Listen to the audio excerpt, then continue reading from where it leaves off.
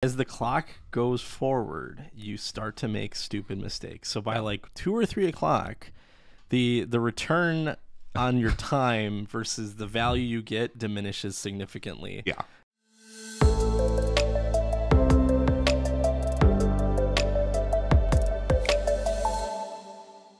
Weren't we also writing load tests for another one of our products? I remember being up late with you. Yeah, that's the prior week. Oh, geez. Okay, so this was I can't even remember all these issues. Yeah, it's been a month, man. Yeah. It has been a month. What was that issue? UAT, do or die. Oh, yeah. Oh no, that's how the week started. Yeah. The UAT stands for user acceptance testing, and it's an important site, but it's generally not considered to be business critical. We had been testing an experimental feature, multi-tenancy. The multi-tenancy meaning we were shifting our hosting from every tenant or every client gets their own instance of an app to you have one instance that is multi-tenanted.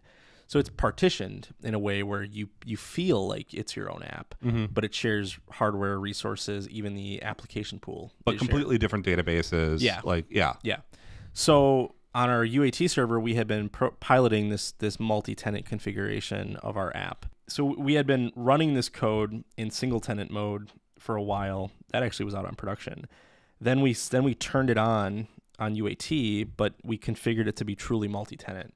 The risk with multi-tenancy and the reason we've sort of put our toes in this water is when you share an application pool, you share static references, you share a bunch of things that you generally don't share when you're running in single tenant. And when you think of an application pool, if you're not familiar with it, is essentially if you're running a program and it just takes up like a process, or it's a process it's running. Yeah. The application pool is essentially one of those processes. So one of the big changes was any static reference needed to get removed. Static variables are a no-no. Right, because they hold state, and if they get initialized with one client, then it's going to be wrong for the other clients. Yeah. So we had made these sweeping changes to the product. We release it in single tenant mode just to sort of test the code without it being on. And then we turn it on UAT. And UAT just tanks. It was garbage. And coincidentally, at the same time, we added a new tenant. There was another tenant we added that was not configured correctly. And we get it was like a red herring. We're like, well, maybe that new tenant tanking put us over the edge or Yeah. something. So we remove that tenant and it gets a little bit better, but it's still slow. Then I did something else. I think I added instances, added more servers. Yeah, you tried adding more servers to it. Yeah, and then it gets a little bit better, and then it tanks again. And our ops guy is restarting the SQL server every night. It gets a little bit better, and then it tanks again. Right. This is a very important thing, is if something doesn't smell right, just tell someone. Don't just do it. Because I think he was doing this for a couple weeks. I didn't know about the restart. Yeah, until you started asking him, and then he's just like, yeah, I've been doing it for... What are you doing? That's not your job. Yeah. Clearly something's wrong. He just made these server changes, so he's thinking he misconfigured something. He did, yeah. Not even thinking, well, it's clearly a software issue. Yeah. And honestly, I think from a software perspective, the test sites are working fine. We haven't made any code changes that are live on production in single tenant mode. Yep. Why would it be any different? Yeah. I get a message from my boss, and this was like 8 o'clock at night. I had just finished dinner. I think I put my kids to bed. And he's like, I have a demo in the morning. I think it was at 2 actually. UAT has to be working. 100%. 100%. Yeah. Yeah, I think, and then you called me. Yep. And then I was just like, 100%. Sorry. Words were, I need 100% guarantee it's going to be fully functional and performant tomorrow morning. Yeah, because normally what we would do is we would make it better and we would see how it worked in the morning. But by this point, over a month had gone by. We had, again, UAT is not a mission critical piece of software, but when it's broke for a month, turns out it is, because it's needed for demos, whatever. Yeah. Testing things out. So getting acceptance on product or new features. So I call you and I'm like, Chris, I need you to bail me out again. And then I start writing load tests using Artillery, and you start poking around. Yeah, because so we're just trying to identify what is the bottleneck. Yeah. Like, where is it happening? And I think what we started hitting was the homepage. Yep. So I'm just going to all these different sites and I'm just like load, and it's just like, holy crap, why is this query making so many calls? So it was making at minimum 100 more calls than it should have per page. Sometimes if you're not watching your entity framework, it's going to run away from you and it's going to try to optimize itself in a way that you do not expect. And our code guideline says every single time you write something, you got to know how many queries it's going to make. It can't be, based on the number of rows. If you're going to make 3, it's going to be 3 every single time. Yeah. Like, it can be 1,000,000.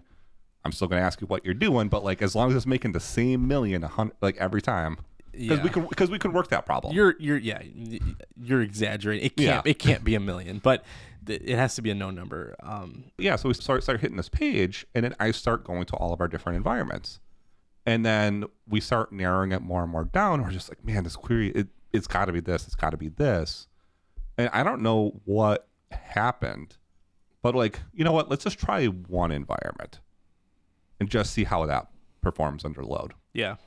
Oh yeah, great. Yeah. Well, we were doing 5, and then I was under the assumption that the load test was just too heavy. So I'm thinking to myself, I'm taking down the server because I'm hitting it with an unrealistic amount of users. Yeah. So Artillery, what it does is it has a way to ramp up your number of users by second. You can throttle it to be a certain amount, whatever it is. And because every single time we're testing it, we have to restart the server just to kind of fresh up all the resources. So it's just like, okay, did the site not spin up yet? Like, are we hitting it too soon? Like, we're just, and again, we're doing this at 10, 11 o'clock at night. We're sitting there second guessing ourselves. And as the clock goes forward, you start to make stupid mistakes. So by like 2 or 3 o'clock, the return on your time versus the value you get diminishes significantly. Yeah. So and this is where for me, day one of all my people, I understand that you want to work the problem. Just don't check in at night. Go to bed. Sleep on it, and then look at it in the morning, and then fix it, then check it in. Unless your boss tells you, I need it working first thing in the morning. We go from 5 tenants to testing 3, and then we ultimately say, let's just try 1. Let's just call for 1 tenant. Let's just run it. And I forget, no, it worked fine. No, we're great. It worked great. Then we added a second one. And it was the second tenant that took it down. Yeah. Now I'm already drawing a blank. Why? What was the reasoning behind that? So what we then discovered is we started looking at which clients we started using and who was the first and second one. Well, we kind of allow our clients to identify what their domain is. And in some of that, what they have is they have like a different home screen that is not our application. Like, sometimes we're embedded into like another layer or whatever it is. And the way that we have serviced that, especially in the past, is using a thing known as virtual directories. A virtual directory. Oh, okay. This is all flooding back to me now. Yeah, virtual directories. So we look, and this is why it was working on the test site and not on our UAT site, because the test site didn't have any virtual directories. No, they do. Some of them do. Not as many as UAT, though. Well, it also doesn't have as heavy of a load of use base as UAT does. So we learned something that night that we worked super late. At 2 in the morning. At 2 in the morning. A virtual directory is a separate instance of the application. It's a new application pool. Yeah. Even though our virtual directory... So part of our configuration is for each tenant, they can have their own custom URL. And we were allowing them to also customize the root directory that the app lived in. Mm-hmm. So we essentially had 5 or 6 different virtual directories. Yeah, different permutations of this setup. For the 5 or 6 clients that wanted a directory. There were like 12 clients, but only 5 of them wanted to add a / to the root URL. So you have the individual application pool that had all of the tenants. Then you had these virtual directories. Each one had memory allocated to it, and some of them have twice because we have a secondary partition for some other reasons. So that was, oh yeah, that's all coming back to me now. Yeah. So essentially what we were doing is on this application, like on this configuration, what we thought was one instance of the application running was like 5 or 6. Yeah. It's a beefy boy. Yeah. And that's 5 or 6 different sets of connection pools for the database. It's 5 or 6 different memory allocations for variables. 6 gigs of RAM. Each application only gets 1. Yeah. So then we nix all the virtual directories. Yeah. And we delete them all, and then we spend the next 3 hours trying to write redirect rules. So trying to figure that one so out that our web configs. Our clients can still go to the virtual directory, but we silently redirect them away from it. Yeah, that was actually the hardest part of the night, was how do I write a regex expression? Turns out the root domain doesn't matter. Yeah. Man, so we had That's how the week started. The UAT environment, then we had production crashing, then we had the release crashing. Yeah, last week sucked. Last week wasn't good. It's no wonder I don't remember half of it. I've blocked out that whole week. Yeah, that's nuts. That was a tough week. That was probably one of the toughest weeks you and I have had in a very long time. I mean, you had it rougher than me, but yeah. Yeah, every time I ran into a problem, I called you. Yeah. But that's typical. Yeah. Yeah. So sometimes things necessitate late nights. Yeah, just in case you're like wondering, like, this is not normal. This is maybe once a year, maybe once every 2 years. Yeah, last week was a freak accident. Yeah. It was, I mean, it was funny. It was very comical to some degree, of just like, because I think people are coming out of their offices like, what now? Yeah.